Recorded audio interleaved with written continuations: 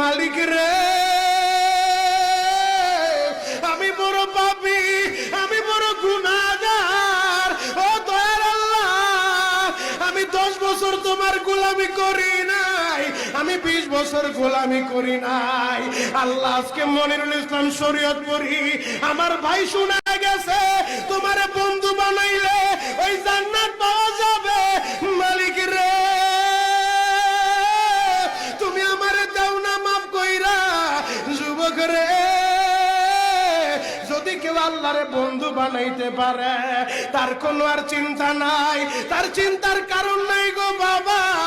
এ যুবক ভাইরা, দাড়ি পাকা বাবাজিরা, সবাই আমার দিকে একটা নজর তাকান। এই যে দেখেন আমি হাতের ভিতরে আহারের টিস্যু দিয়া কাফনের মতো একটা দৃশ্য বানায় ফেললাম। এমন একটা কাপড় আপনার শরীরে একদিন